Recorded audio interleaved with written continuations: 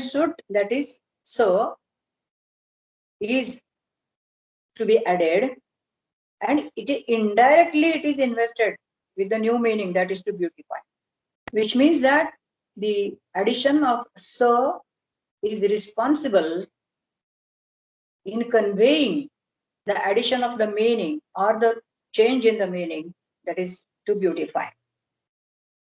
Well, though the meaning is not directly denoted by so, as all of you know, and later grammatical theoreticians like say Kundabhatta and Navaji Bhatta and others, there is again a controversy whether this meaning, which is modified because of the presence of an upasarga, is the original meaning of the root, or it is the meaning of the upasarga itself. And that controversy goes on, and finally they decide that every verbal root can convey any meaning under the sun, basically. And it is the upasarga which throws focus on a certain meaning. And this is how we understand that particular meaning.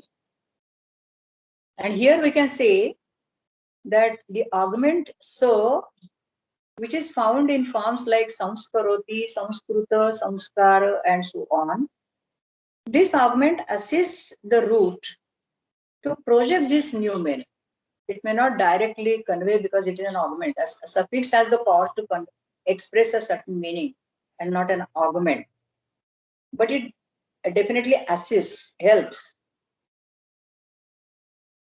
Another such case, I think you have already seen these examples. Yeah, and so example is samskaroti, and then there is a further statement, bhushane iti kim sankaroti. Bhushane iti kim means, why does Panini use the word bhushane in the sutra? That means, what is the purpose of the word bhushane in the sutra? And the answer given in the commentaries is sankaroti. It means that if the meaning bhushane is not conveyed by this couple of upasarga and root, then there is no augment sut added to the root.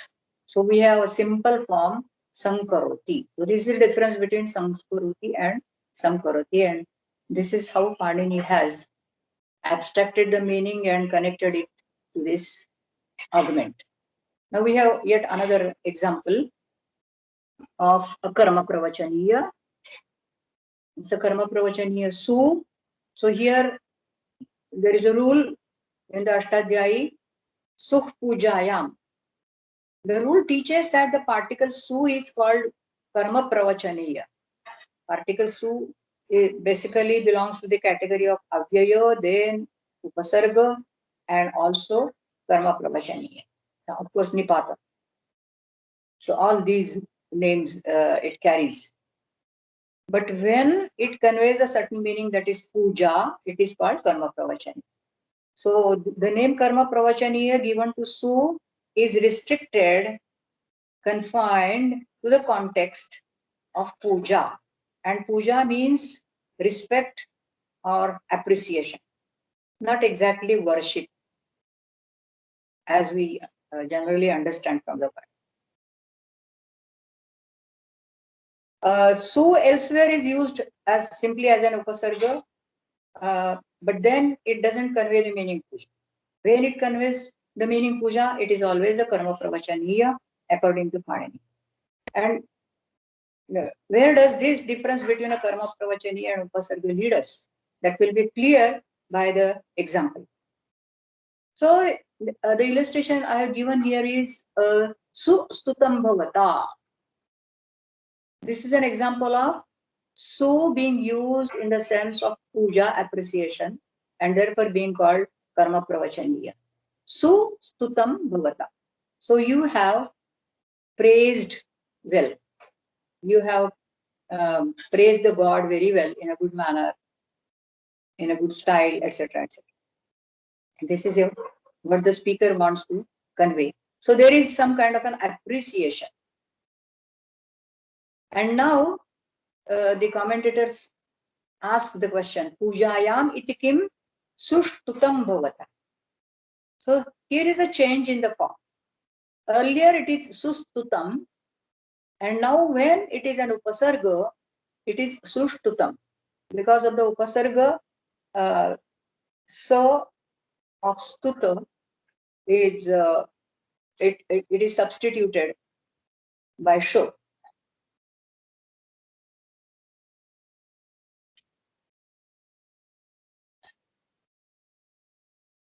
In this second example, no appreciation is intended. On the contrary, commentators tell us that sushtutam bhavata is an expression which means exactly opposite, though literally it means well praised. I don't know whether this is the case with all the vernaculars or all the languages, but we have an expression in Marathi, for instance, where a particle conveying the meaning well is used exactly in the opposite sense if we want to make a mockery of a person. So this is what happens in case of Sushtutam. So well praised is the apparent meaning, whereas the hidden meaning is not done good. You haven't done your job well. This difference of meaning between sustutam and sushtutam is again ascribed to the phoneme sa by Panini, and he has very carefully discovered it, sushtutam and sustutam. Thus, in Paninian abstraction, as I said earlier, every single phoneme is harnessed to express a certain meaning. Of course, there are certain usages like Harishchandra, as I have given in the next example. Harishchandra and Praskanva, which Panini has recorded in a rule, Praskanva Harishchandrau Rushi, where meaningless show appears, and Panini simply cannot attach it to any meaning. But yes, although we say so, because Panini gives it as a nipatana, suggesting thereby that he has failed to give any explanation to this appearance of show. So originally, the two components of this compound are Hari and Chandra. And then Sha comes in between. And Panini has clearly mentioned the word Rushi in the sutra, which suggests that the word Harishchandra, as well as the word Praskanva, these two words are used when they refer to a sage. And therefore, Harishchandra is a name of a sage. Actually, the mythical figure Harishchandra was not a sage, he was a king, I think. Anyway, Panini knew him as a Rushi. So, Sha appears in between Hari and Chandra only if it stands for the name of a sage. And if we want to give the same name to an ordinary person, it will be Hari Chandra. And therefore, the commentators say, Rushau iti kim Hari Chandraha Manavakaha. Manavaka means a young boy. So, Harichandra is the name of a Manava. Although we find in society in India, quite a few people are named after this pious name, Harishchandra. According to Panini, it is not a proper way to give a name. Anyway, I am tempted to cite a couple of examples more to show the genius called Panini. How he impregnates even the smallest phonemic units such as pitch and accent. Panini studied, say for instance, usages of different words with different accents, and one such word is Bhratrubhyo. This word Bhratrubhyo is derived from the stem Bhratru, meaning a brother, and Vya is a Tadita suffix conveying the meaning his offspring, Apatya, his son or his offspring. So Bhratruvya literally means the son or an offspring of a brother. But Panini noticed the change in the accent in one usage where it also conveyed different meaning. So the word is available, it was available in Panini's language with two different accents. And these two different accents also were related to two different meanings. This is what he noticed. And therefore he composed two rules, 144, that is Bhratur Vyat Cha Apatya. This rule says that the suffix Vyat is added to the word stem Bhratru in the sense of Apatya. And we have an example, Bhratruvyaha. And here we find the Swarita accent on the last syllable, because the Anubandha T added to Vyat indicates that the last syllable of the derivation has the accent Swari. Tit Swaritam says Panini's rule. And then we have the next rule, 41145, which says Vyan Sapatne. So from the word Bhratru, we have the suffix Vyan. Panini says it is added to the word Bhratru, again in the same sense, Apatya, but here the meaning differs. The meaning is Sapatna. And Sapatna means an enemy. So if it conveys enemy, then it is no more Vyat, it is Vyan. And these two Anubandhas, they indicate two different accents. So earlier we saw indicated Swarita, and this Anubandha No indicates Adyudatta. So there is Udatta on the initial syllable. So we have Bhratruvyaha. This is how Panini analyzed different nuances in the speech. In the same manner, he also recorded variations in meaning caused by pitch and length. For example, yes, there is a rule, Vibhasha Prushta Prativachane He. I have selected very few rules and very simple rules for your benefit. This rule comes from 8th chapter, 2nd pada. Vibhasha Prushta Prativachane He.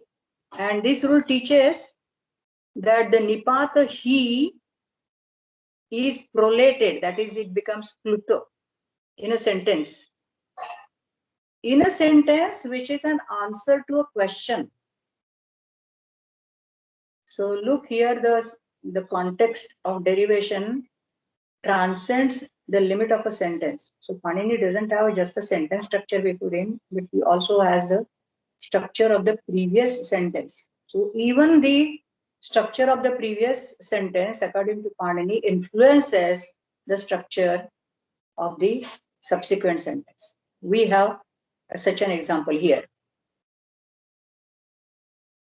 And therefore, the example is, somebody asks Devadatta, Akarshihi Katam Devadatta. Oh Devadatta, did you make kata? Kata means mat. It's a very, these are all stock examples and stock phrases. Devadatta often makes his appearance not only in grammar but also in other texts like Nyaya and Mimamsa. And somebody said that this is a name which is very badly manhandled, because all these, uh, composers of different treatises, they exploit Devadatta in different ways by asking him to do cook the food and then go to the forest and bring, etc.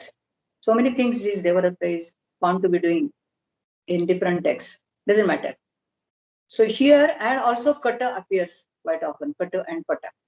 So the question is, Devaratta, did you make the mat? And the answer comes from Devaratta, Akarsham he. And number 3 added after he indicates that it is Pluto. So he lengthens the last vowel and he answers him Akarsham he, like this. So many more examples of this type can be added to show the great power of minute observation of this great linguist. And as Kashika has already observed, Mahati Sukshmekshika Vartate Sutrakarasya. And this Sukshmekshika can be found on many occasions in the Ashtadhyaya. Similarly, there are a few more points to be noted about the device of abstraction. I'm not going to deal with all of them in this session. Actually, to share one fact about my health, I have just been vaccinated for COVID and I am running temperature and there is a body pain and all these things, and I find it very difficult to concentrate also, but doesn't matter. Anyway, so I postpone a few points to the next session, but before I conclude this session, I want to make mention of one more device or one more point to be noted regarding this device of abstraction. Panini and other grammarians, they often talk about grammatical notions, and we often find them in different grammatical works, Whitney's and others. And whenever we study grammar, not with the help of Panini, but with the help of digests, we come across these notions like tense and number and person, mood, vidyartha, ajnartha, and they have their corresponding English term, English technical terms also. And then there is voice. So though Panini does take cognizance of these terms and treat them extensively in his word building scheme, he has abstracted these abstract notions further. Already they are abstract notions, tense, mood, etc. But he has further abstracted them in the sense that he has actually dispensed with them as separate notions. Whatever leads to prolixity has no place in Panini's grammar. If it is redundant, he simply abandons it. And he has found that the terms denoting these abstract notions have no place in his grammar, they are just redundant. But then how does he account for the meanings conveyed by these?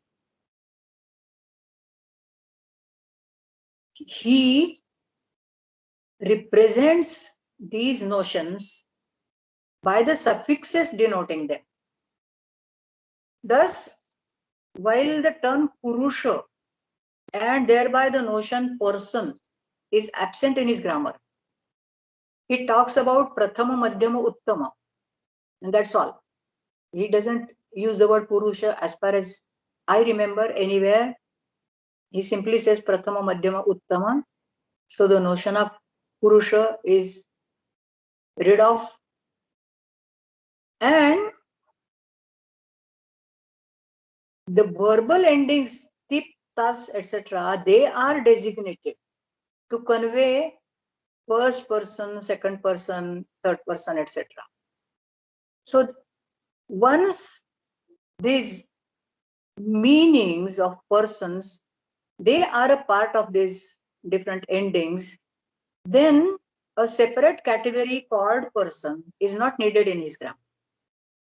Similarly, the terms ekavachana, dvivachana, and bahuvachana, they do not stand for singularity, duality, and plurality respectively, but for the endings expressing these terms.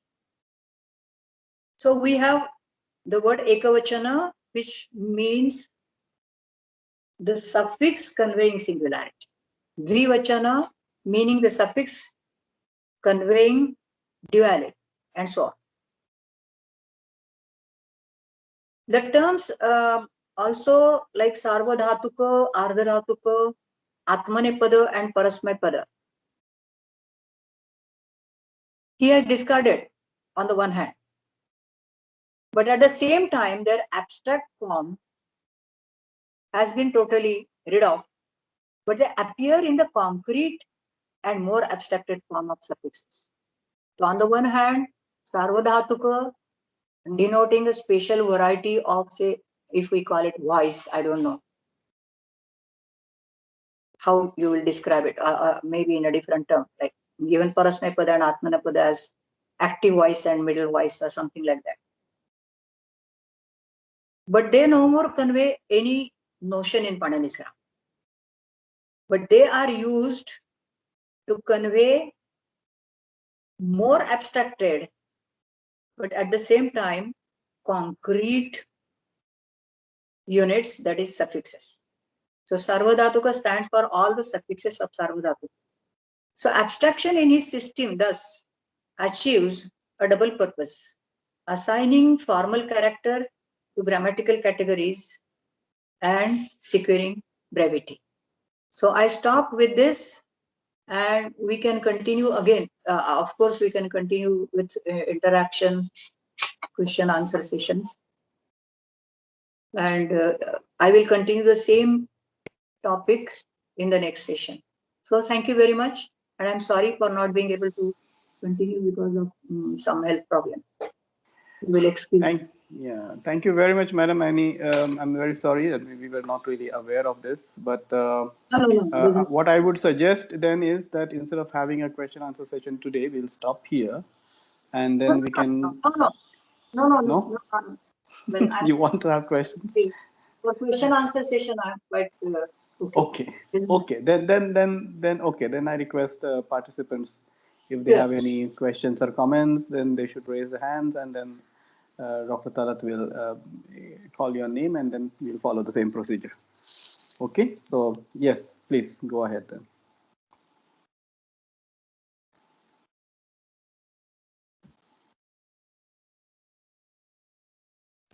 Hello, Madam. In the lobby, Manthan Bhatt. Manthan Bhatt, he wants to ask question, please. He has raised his hand. So please ask your question. Talat, can you show me his face? Is it possible? This slide, which one, madam, please? Only he can show his face. I mean, Manthan can also turn on the video. Yes, he can show his face. Please turn on your video. Please turn on your video and you can ask question. Yeah. Is it audible, right? Yes, you are audible. Please, Manthan, please ask question.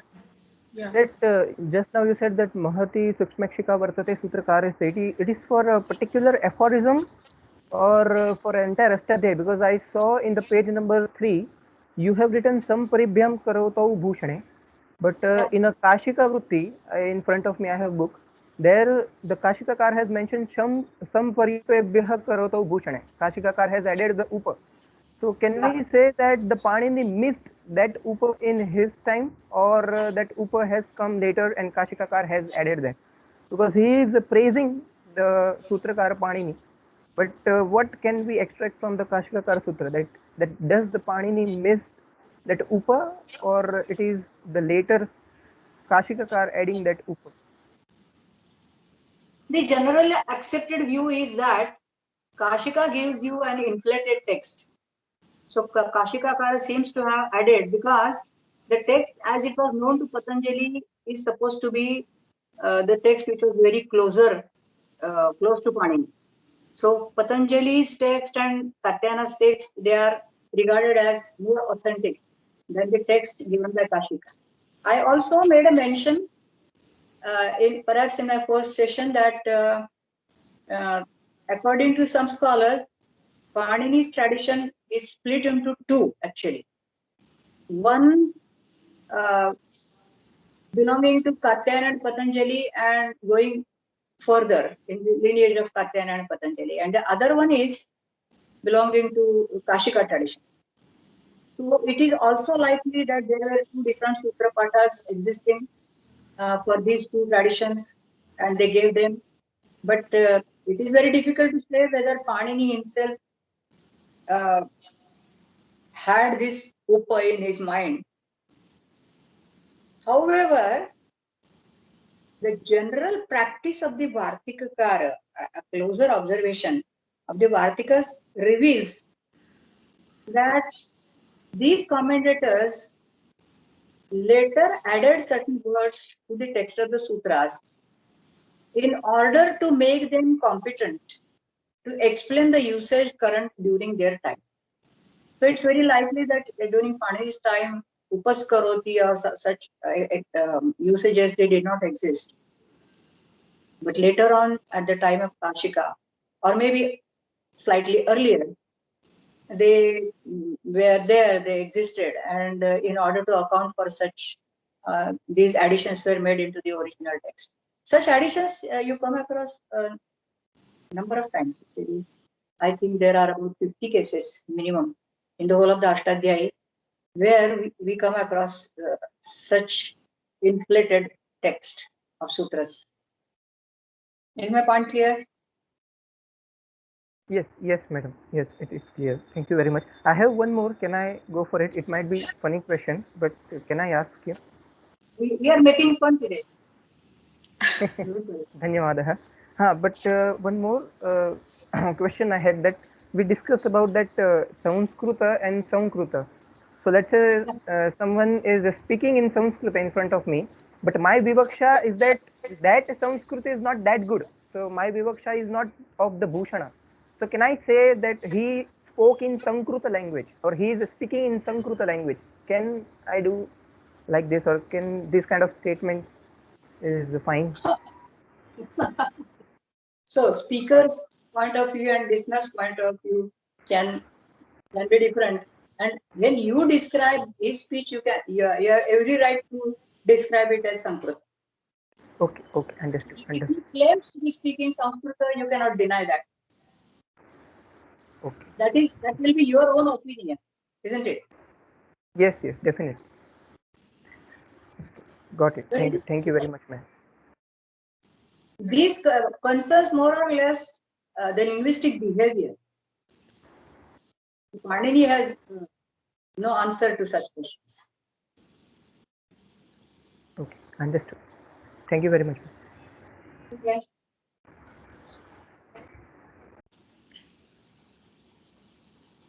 Madam, you turn off your video if possible. Then you can turn on your video. I turned.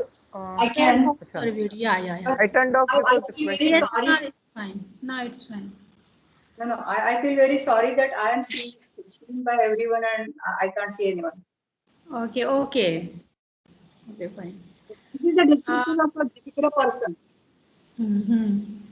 Because you are using mobile, that's why. Salman Nachamam Kaschit Pashyati, something like that. Anyway, it was a joke.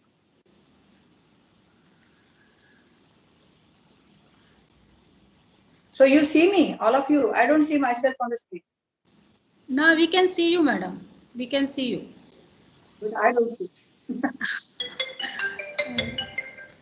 Now it seems in the lobby, no questions.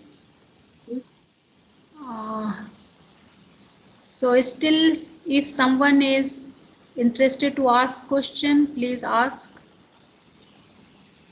Actually, let me make one point here.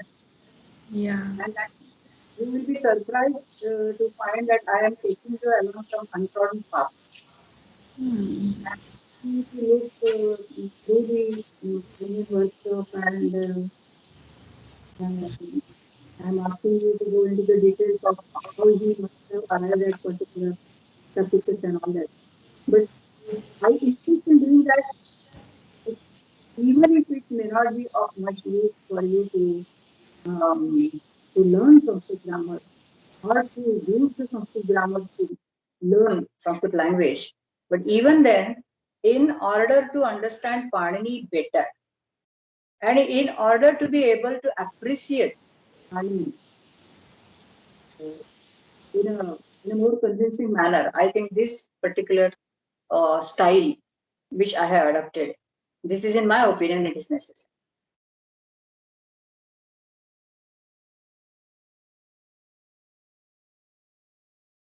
So it's a kind of a justification of my own behavior.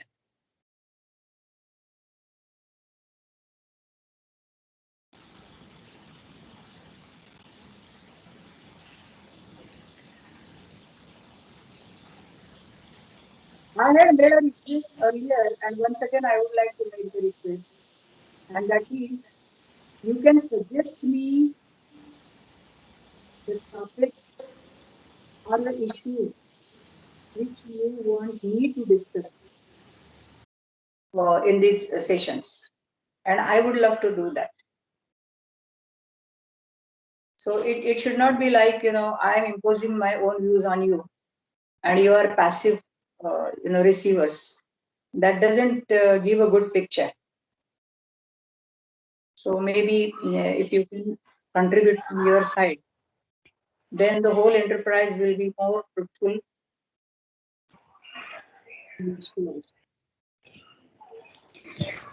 Can I ask one question, please?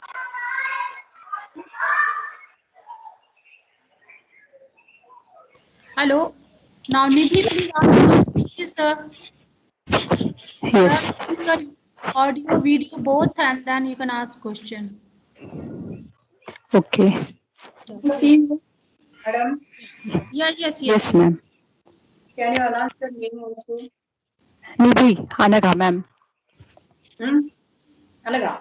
Nidhi. Yes. When we are talking about abstractions, it came to my mind that when Panini has given such abstractions, like we said, 18 forms, which are thing forms, why did we all arrive at different, like titahanti, sithahatha, mivahamaha for lut, and then tattam, etc. for lung? Who was means? How did we arrive at it? Is my question. How it began that we should have different forms for different endings, for different lakars, for different pada, atmanepada and parasmanepada. Why was this adopted, and when, how it was adopted? You want me to go deeper into the history? Is it so, Anaga?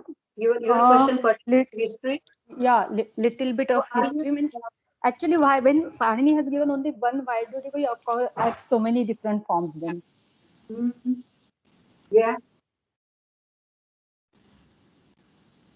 So you want to know why Panini's system was denied, rejected, and it's replaced by another system where we have endings like Tika Sta, and etc. Huh? Is this what you want to know? And that too in that Titahanti Sithatami Vahamaha, but some where we learn Ami Avahama. So there are differences with those systems. When Panini has given single Tiptaji Sithasthami Pasmas, there are no differences there. So it occurs to my mind that why it has happened like that. Well, it is basically the result of the simplification of Sanskrit. They mainly had those who have changed this. I don't know when it started, when the practice started, whether it was borrowed from the Western grammars or whether it started in our Patishalas themselves. Because Patishala system, we always find that Paninian system is followed there. Even they say Pratama Purusha, Uttama Purusha, Madhyama Purusha, and so on. But then, following the Western practice, we started calling it first person, second person, third person. Yes. So, I don't know whether it was the impact of the Western style of mode of education. But the reason is so obvious that it was basically made for simplification of grammar. And it is actually the duty of scholars like you, Anaga, show the beauty of Panini's grammar which has accepted just 18 endings and which cater to all these lakaras. Yes, that's true. That's true. Very funny style. Perhaps I think we can master Sanskrit language in a better manner, isn't it? Don't you think so? Don't you agree with me on this point? No, I agree. I totally agree with you. So that was, this modern school education system which introduced these changes. That is very clear. It was for the easier understanding of the students. That easier understanding has become more complicated. That's what I feel. Yeah, because you have variants there. Na? You have variants like, somebody says ni and the other one says ani. Yeah. And ekasheshta appears as a samasa in some text. Yes. Yes. This is an exception to samasa in some other text. So, this actually needs to be cleared by people like you. Okay.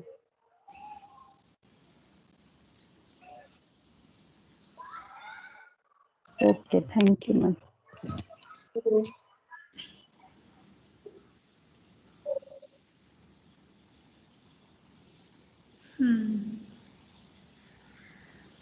Now, no any raised hand is reflecting in the lobby. So we should ask Professor Devkar sir, should we stop here? Sir? Thamdara. If there are no further questions, Yeah. then maybe I would suggest to stop here. And students, participants can also kind of put their questions or communicate them to Professor Bhate through email as well, so that she can include them in her discussion in the next class. So that is also possible. So I thank you again then to all of you for joining us today. And yeah, let us wish wonderful weekend to all of you there, and see you again on next Saturday. And I hope that Madam will be all right by that time, and in spite of her Yes. all these issues, she was already. The vaccination, Mahesh. I mean, if she would not have told us about this, we would not have noticed even.